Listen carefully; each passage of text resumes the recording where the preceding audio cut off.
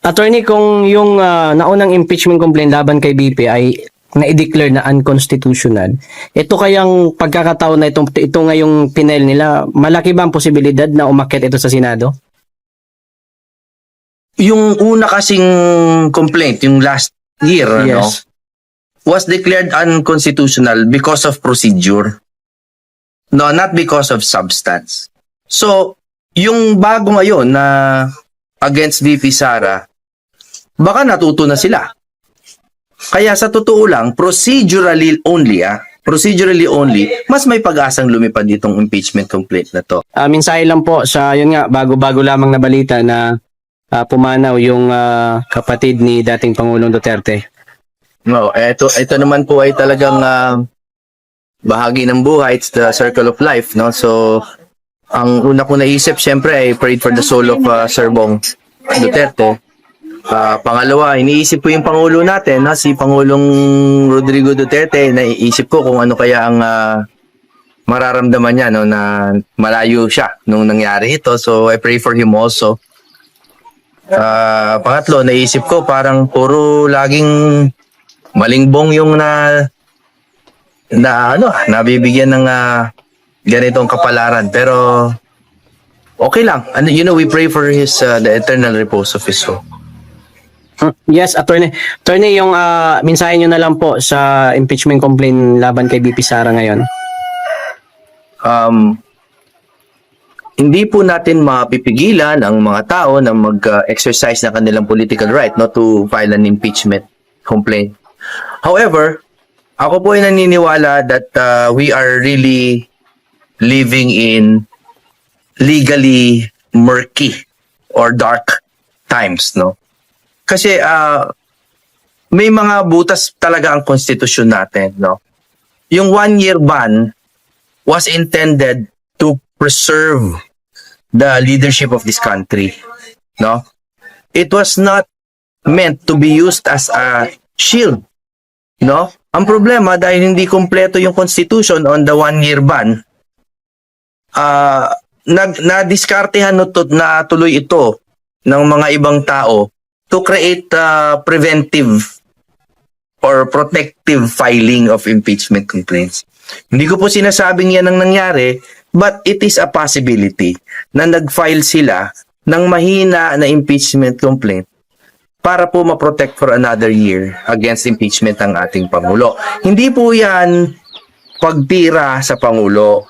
Ito po ay pag-assess ng ating konstitusyon at ng proseso na siguro pag dumating na tayo sa punto na pwede na nating i-amend o i-revise ang ating konstitusyon, dapat lagyan na natin ng konting detalye pa yung impeachment process nang sa gayon ay hindi na siya maging open to bad or biased interpretation. Yun. Yes. Attorney, kung yung naunang impeachment complaint laban kay BP ay na-declare na unconstitutional, ito kayang pagkakataon na ito ngayong pinail nila, malaki ba ang posibilidad na umakyat ito sa Senado? Yung una kasing complaint, yung last year, Yes. was declared unconstitutional because of procedure. No, not because of substance. So, yung bago ngayon na against VP Sara, baka natuto na sila. Kaya sa totoo lang, procedurally only, mas may pag-asang lumipad ditong impeachment complaint na to. Pero in terms of substance, ako po ay naniniwala na unless they invent or make up crimes against the Vice President, hindi talaga pwedeng lumipad yan unless our politicians have gotten so corrupt na talagang mag-iimbento na sila ng krimen laban kay VP Sara. No? So, palagay ko naman, naniniwala ako na it is to the interest of our leaders pa rin and our lawmakers na wala ng impeachment na mag-process. Pagpapantayin na lang nila yan. Sana. Wala na yung kay BBM, sana wala na rin yung kay Sara. Tapos sa 2028 na lang sila magtuos ulit. So, ano yung final decision ng Supreme Court, sir? Tapos, nag-file pa rin sila. wala po tayong magagawa doon eh. Kasi yung last year nga, as I said earlier, yung last year na pinail nila was declared unconstitutional because of the process, procedurally, hindi substantive, no? Kasi yung ginawa nila doon sa dati, in a nutshell, no, ang nangyayari talaga doon, nag-file sila, no, na-refer sa Committee on Justice, tapos, inupuan nila, hindi nila sinunod yung constitutional requirement na meron kasi doon 3 days, 10 days, 60 days na rule. Basahin nyo na lang po sa Constitution, no? Sa Accountability of Public Officers. Merong 3 days, 10 days, 60 days na rule doon, hindi po sinunod ng Kongreso nung nasa committee na. So, napanis, deemed na-file na. Now, nung dumating yung second, third, and fourth, ang gusto nila i-consolidate yung 2, 3, and 4 dun sa nauna. Eh, ang bagong gatas po, kahit ihalo mo yan sa panis na gatas, panis lahat. Yun po yung desisyon. So, procedural ang desisyon ng Supreme Court. So, ibig sabihin, attorney, yung bagong ipinail nila, hindi kasama doon sa... Hindi kasali doon. Decision Yung bagong pinail nila, di tapos na yung 1-year ban, February 6, ano? So, eto, procedurally, baka itama na nila yung procedure nila. So, baka natuto na sila. Pero tulad nga ng sinasabi ko, procedurally, pwedeng maging tama na sila. Pero sa substance, naniniwala po ako na wala silang mahahanap na substance dun sa mga pinafile laban kay BP Sara. Kasi po talagang wala naman pong kahit anong evidence of culpable violation of the Constitution, betrayal of public trust, other high crimes, di ba? Bribery, graft, wala naman. Yung ano naman, yung impeachment na ipinail kay PBBM, so hindi man lang nag-iinit sa Congress. Hindi man lang nag-init. Yun nga yung sinasabi ko kanina na kailangan talaga nating bisitahin ulit ang konstitusyon natin.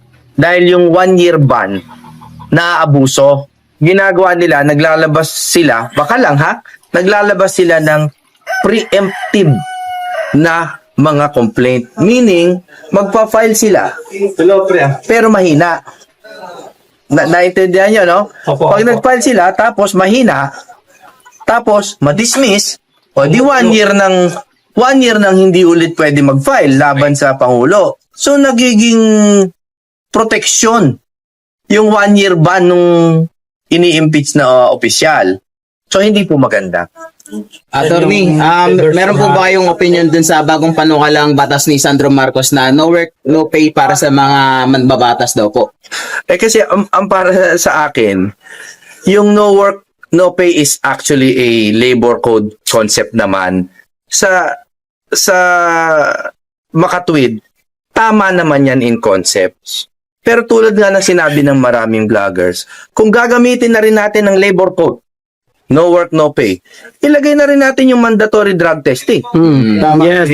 No negative result, no pay, no work, dapat. Kasi ginagamit natin labor code concepts eh. Yung no work, no pay is a labor code concept. Eh, pati naman yung drug. Kayo ba, nagtrabaho na kayo? Na, Yes. Yes. Mayroon bang mandatory? Mayroon drug po. test? Drug test. Dapat, lahatin niya na.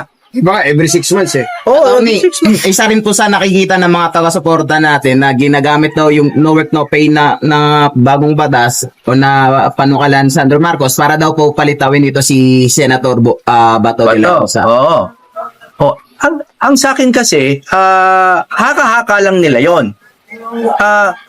Sa totoo ba naniniwala kayo na dahil lang sa sweldo, kung totoong umiiwas si Bato, kung totoo, which is not true, no? Pero kung totoong sumiiwas siya, palagay nyo ba sa liit ng sweldo sa Senado, lilitaw siya dahil lang dun sa 200,000 mahigit na sweldo? Maliit naman yan para sa mga senador. Di ba? Kaya kumbaga, real talk lang tayo. Kung totoong magtatago ka, maaakit ka ba ng 200,000? Hindi naman. May Diba? ending reason. Oo, si Bato ay hindi po nagtatago. Si Bato ay ipinaglalaban ang kasarinlan ng Pilipinas at ayaw niyang yumuko sa dayuhan. Hindi po pagtataguyod. In fact, pagtataguyod. Iba ang pagtatago sa pagtataguyod. Attorney, what is your reaction doon po sa Senate Blue Ribbon Committee recommendation na kasuhan ng plunder sila Senator Jinggoy, sila Villanueva, at si Sir Cheese? Do you think, Attorney, it has something to do with the impeachment of the Vice President para pilayan yung supposedly yung mag-vote, no, impeach kay VP Sara doon sa Senate? Bakit kasi hindi na lang sila gumawa ng malawakang investigasyon sa lahat ng pera ng lahat ng senador? Bakit hindi nila gawin na kalkalin na lang ang lahat ng pera ng lahat ng senador at hanapan ng pinanggalingan? Para makita talaga nila na hindi pinag-iinitan yung mga tatlo lamang na hindi gumalaw dun supposedly sa impeachment ni VP Sara last year. 'Di ba? Kasi hindi ko sinasabi na tama yung sinabi ninyo na politika lang yung kay Cheese, kay Joel, pero kay Jinggoy, no? Pero tama si Miriam Defensor Santiago nung araw na sabi niya, Lord, bigyan niyo lang ako ng isa pang buhay para isa-isa kong imbestigahin ang salin ng mga ito. Sila ini-initiate niyang impeachment na yan dahil namumulitika lang talaga sila. Wala namang grounds para ma-impeach dahil mismong Supreme Court na ang naghayag na unconstitutional ang sinasampang impeachment kay VP Sara Duterte. Kaya panawagan ko sa mga congressman, magnilay-nilay po kayo at mag-isip-isip ng maigi dahil unahin niyo po ang problema ng bayan. Bago niyo po impeach ang VP Sara Duterte, kayo po muna ang dapat na imbestigahan kasi involved po kayo. Halos lahat kayo involved sa Ghost Project Flood Control na palasak ngayon. Huwag niyo nang i-divert ang issue ng bayan o ng bansa. Tuunan nyo ng pansin ang usaping nakawan o sobrang kurakutan sa ating pamahalaan ngayon. Lalong-lalo na sa Ghost Project. Ginagawa nyo, diversionary tactics. Hindi na po yan kumaagat ngayon. Kaya mga congressman, sana mahihaya naman kayo sa 32 million na mga mamayang Pilipino na bumoto at nagtiwala kay VP Sara Duterte at kayo naman ay i-impeach nyo siya. Okay. So, paano kung hindi sila mahiya? Kasi binanggit kasi ni Attorney Bondok din kanina, nasabi niya, malaki din daw talaga ang posibilidad na umakyat ito sa Senado. Kasi kung declared ng Supreme Court ang unconstitutional ang naunang impeachment dahil hindi sununod ang proseso. So kung kapag sinunod ang proseso at this time, malaki ang posibilidad na umakyat ito sa Senado. Ngayon, mensahe mo naman sa mga senador. Hindi, actually sagutin ko muna yung yung tungkol sa pag-akyat. Impossible dream kasi kung tutusin, kung dadaanin sa legal talaga dahil wala ngang grounds Hindi nga nila dadaanin mga kulukuto yan, di ba? Kaya nga, kung kulukutoy nga sila, dapat mag-isip-isip nga sila kasi mismong Commission on Audit na nga ang nagpahayag na clear ang confidential fund o intelligence fund na yan. Ibig sabihin, walang anomalya, walang anomalus doon sa paggamit ng pondo. Ang pondo ay nagamit sa tama. Ngayon, ano ang grounds? Wala silang grounds Ginagawa nila yan is politics talaga. Gusto nila talagang i-distract ang layunin ng ating pangalawang Pangulo na tumakbo sa 2028. Yan po ang pinakakinatatakutan nila na makalaban ang VP Sara Duterte sa oncoming 2028 election. Dahil hindi sila mananalo talaga dyan dahil ang VP Sara Duterte ay pinagtitiwalaan ng 32 milyon na mamamayang Pilipino at nadagdagan pa yan. Kaya yung impeachment na yan, kung tutusin, sila lang ang may kagustuhan yan, hindi gusto ng mga mamayan yan. Para sa akin, unahin nila muna ang problema ng ating bayan at mamayan. Huwag silang magsayang ng panahon sa impeachment, walang mapapala ang Pilipino dyan.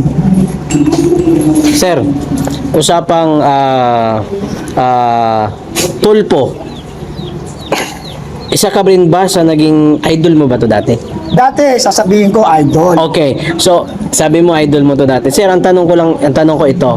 Pagka ang maging kalaban ni Inday Sara Duterte isang tulpo sa 2028, ano sa palagay mong mangyayari?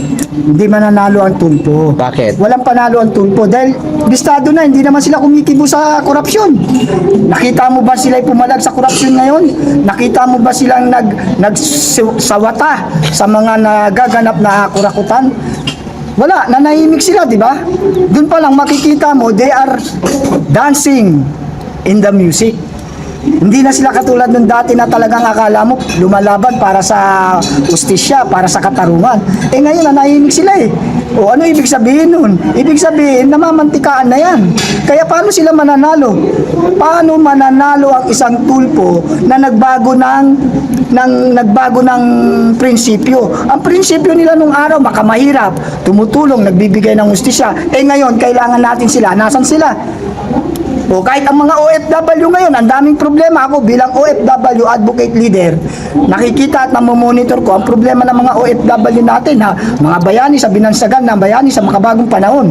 Pero nasaan ang pagiging bayani? Wala. O nasaan ang mga tulpo? Kung ang mga tulpo na yan ay para sa tao at mamamayan o para sa bayan, bakit ngayon tila walang kibo sila sa nagaganap na anomalya sa ating bansa? Kung talaga sila ay para sa bayan, dapat sila ang nangunguna ngayon. Tinutuligsa nila yung mga nagaganap na sobra-sobrang kurakutan. Mayaman sana ang bansang Pilipinas kung ang mga politiko natin ay gumaganap sa kanilang mga mandato. Subalit hindi. Sino ang yumayaman? Sila-sila rin. Nasaan ang sinasabing makabayan? Nasaan ang mga tulpo ngayon? O, tingnan mo, i-verify mo ngayon ang mga tulpo. Baka ang dami na nilang property sa ibang bansa. Di ba? O, paano sila mananalo? Hindi mananalo yan. Kahit 10 tulpo pa itapat mo kay Ma'am BP Sara Duterte, hindi mananalo ang tulpo. Ang Duterte, pansinin nyo, ang Duterte family consistent sa kanilang performance, accomplishment, and achievement.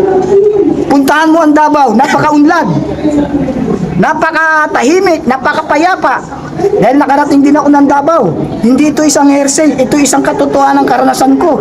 Kaya walang mananalo sa 2028. Kaya nga, iniimpis na nila para hindi na makatakbo sa 2028. Aaga nilang tinitira. Dahil nga alam nila na pag yan ay nakalaban nila si BP Sara Duterte, dadamputin sila sa kangkungan lahat. Pero binoto mo si Tulfo nung nakaraan. Nung Nung nakarang eleksyon. si Tulfo, Oh, nung 2022. ito yan. Binuto ko naman. Kasi nga, sabi ko nga, previously, idol, di ba? Oh. Dahil yun ang akala natin, parang budol lang din nangyari naman eh. Nabudol ako kay BBM, nabudol ako ng Tulfo. Pero dito sa Duterte, hindi pa ako kahit kailan, hindi pa ako na budol. Talagang nakita ko consistent ang performance and achievement, accomplishment ng mga Duterte para sa bayan at mamamayan ang kanilang prinsipyo. At tignan mo, wala silang insertion sa budget, di ba? May nakita ka ba na na-insert sila ng over budget sa mga project nila? Wala. At tignan mo rin ang kapayapaan ng probinsya o lalawigan ng Davao. Napakatahimik, napakapayapa. Di ba? Napakapalad nga ng mga residente ng Davao eh. Kasi merong mga Duterte na nagmamalasakit sa kanila at sa buong bansa. So never again Tulfo. Never again Tulfo, never again Marcos. Yes.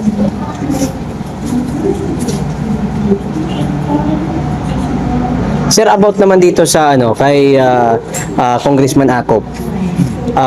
Kasi 'di ba may gaganapin kasi yung special election this coming March na daw this coming March. At yung magiging kalaban ng kanyang anak ay kasama natin ngayon. Actually, bago-bago lamang ay na-interview namin. Mensahe mo lang sa mga taga Antipolo.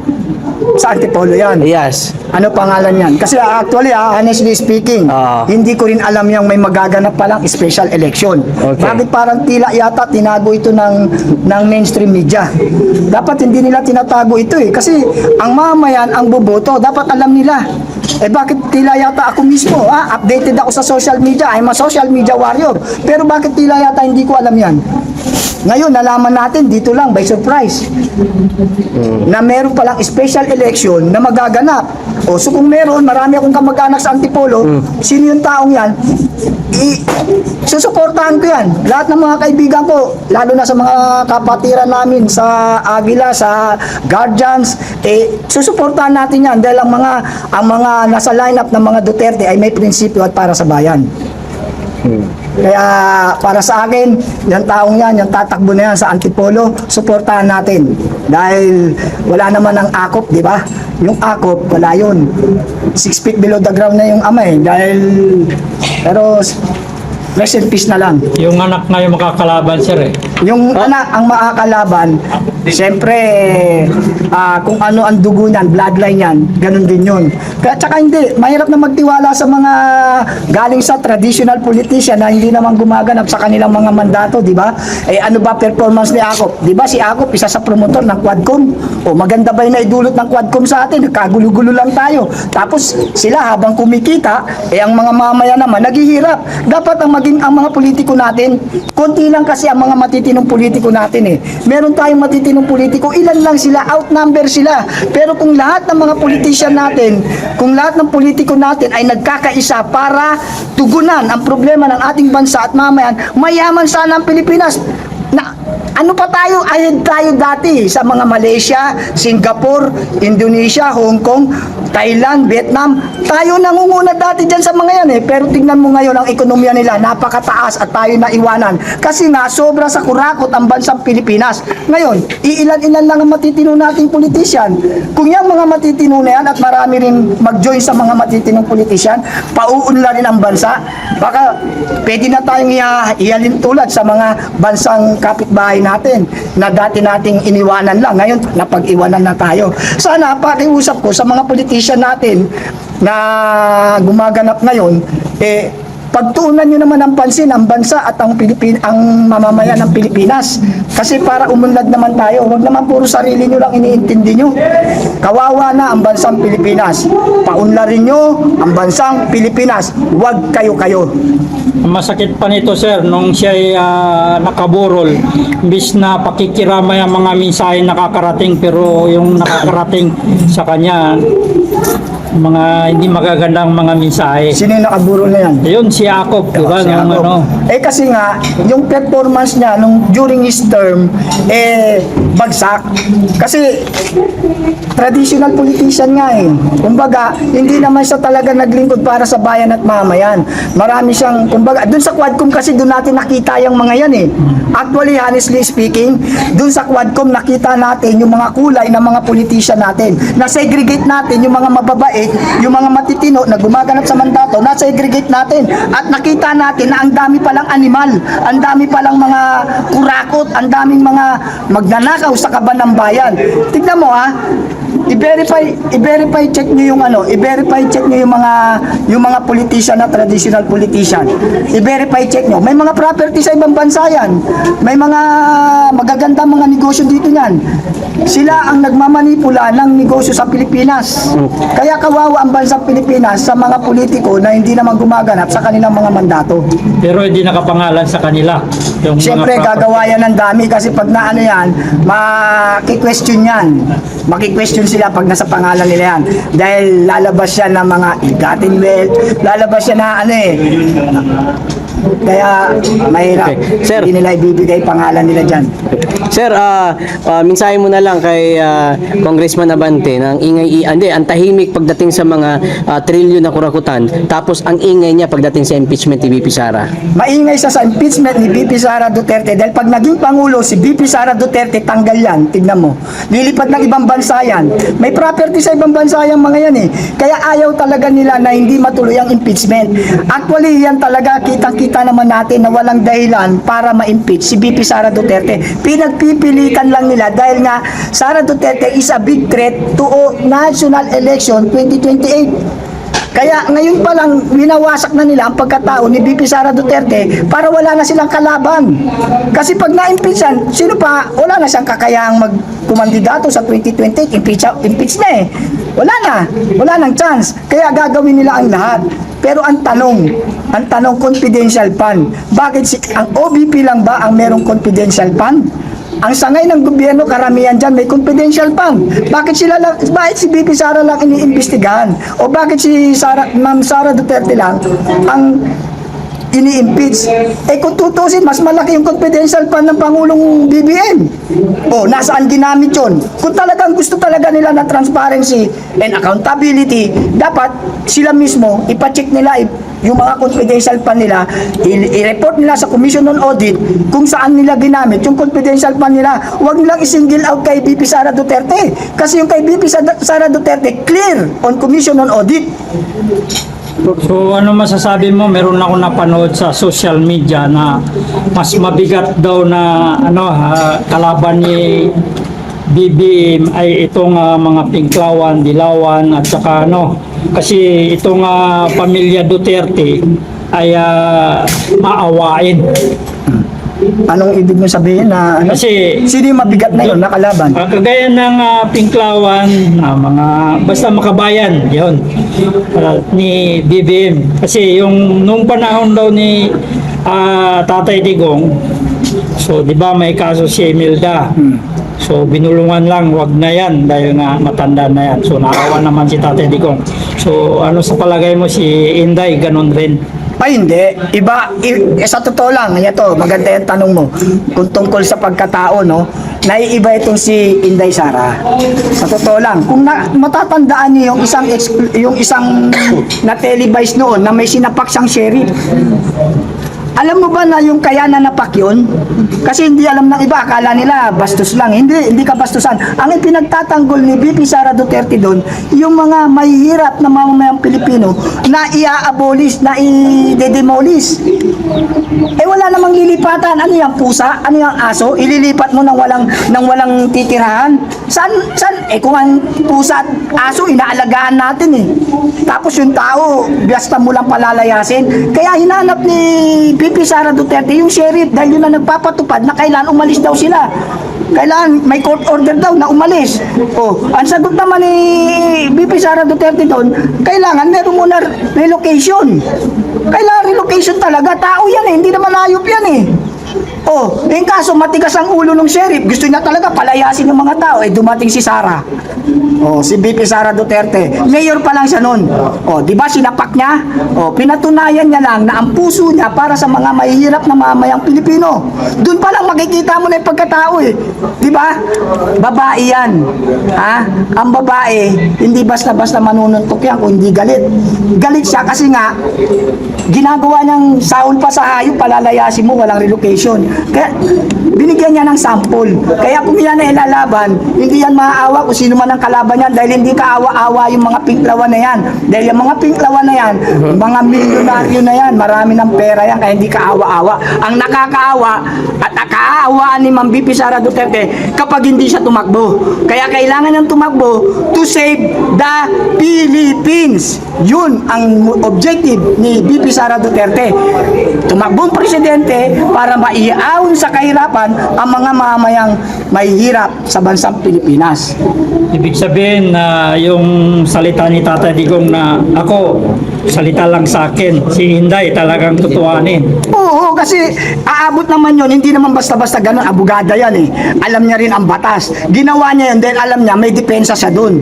Bakit? Abuse of authority yung sheriff eh. Kaso yun eh. Bakit hindi kita gaganyanin? Ina ako ng lalawigan dahil mayora siya eh. Natural lang, nabibigyan niya ng sample. Yun parang relasyon ng mag-ama yan eh, di ba? Yung anak nagkasala, minsan dinidisiplina niya lang yung sheriff. Para, tingnan mo, hindi na naulit. Kasi nga, nagala. Di ba? Masama yung gagawin niya eh. So maaaring yan yung kinatatakutan ng kalaban ni Inday ngayon. Yan, hindi lang yan. Ang kinatatakutan talaga nila kay VP Sara Duterte, yung pagiging makabayan at mahihirap na Pilipino. Yung puso kasi ng mga Duterte sa bayan at mga mahihirap na mamayang Pilipino. Ngayon, sino ba naapektuhan sa sobrang kurakutan? Di ba mga mahihirap na mamayang Pilipino? Kaya to save the poor Filipino people, she's running for presidential election. Yan ang kinatatakutan nila. Kaya kahit walang grounds, kahit sinabi na, dineclared na ng Commission on Audit, dineclared na ng Supreme Court, pero ang kukulit pa rin ng mga congressman, iaakyat pa nila sa Senado, para lang moro-moro yan eh. Kung gusto talaga nila, one for all for one, sila mismo mag-submit ng kanilang mga report regarding sa confidential fund nila. O kahit na anong uri ng pondo na pumasok sa opisina nila, ipaimbestigahan nila. To be fair and square. Hindi yung sinisingle out lang nila si VP Sara Duterte. That is a color of politics and motivated. Kasi weather nila ngayon.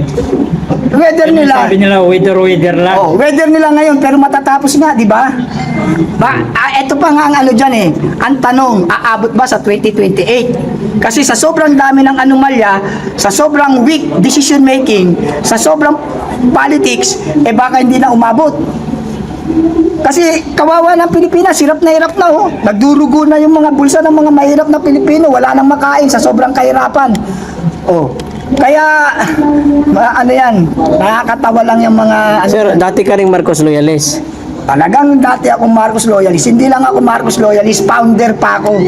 Founder ako ng Marcos Loyalist Group sa Caloocan. O, bilang founder ako, ibig sabihin, isa ako sa mga naging bahagi at sumuporta sa pagkapanalo nitong BBM na ito. Pero nabigo nga ako, nabudol ako. Kaya I withdraw my support. Meron akong, i-check niyo yung Facebook ko, meron akong withdrawal of support na ayaw ko na sa Marcos kasi nga hindi sila tumupad sa kanilang pangako na sama-sama tayong babangon muli. Nasaan yung sama-sama na yan? Sama-sama silang babangon papunta sa ibang bansa. Magtatago na yung mga yan. Sabi ng mga Marcos vlogger, maunlad daw ngayon eh. Ah, baka sila ang maunlad kasi meron silang mga ginto sa leeg, may mga punong-puno ng singsing, may Mustang, may mga GT3 na Mustang. Yun, maunlad nga sila. Pero tayo hindi kasi tayo prinsipyo, kayong mga vlogger ng DDS, meron ba kayong kaunlaran? Wala. Bakit? Hindi naman kayo namemera eh. Ang sa inyo, prinsipyo na magbigay ng impormasyong tama para sa ikaunlad ng ating bansa. Yun kayo. Pero yung mga Marcos vlogger na yan, kaya sila nagbablog ng kasinungalingan, dun sila binabayaran. O tignan mo ngayon, napansin ko lang, kahit na DDS vlog, nakita ko ngayon ang daming mga troll. Ang daming troll army. Ibig sabihin, tumrabaho na sila. Dati wala, di ba? Dati puro mababasa mo dun, puro pro DDS. Ngayon, makikita mo, nakikipagdigmaan doon sa vlog natin. Puro mga troll account. Puntahan mo, lock profile. Yes. Duwag. Mga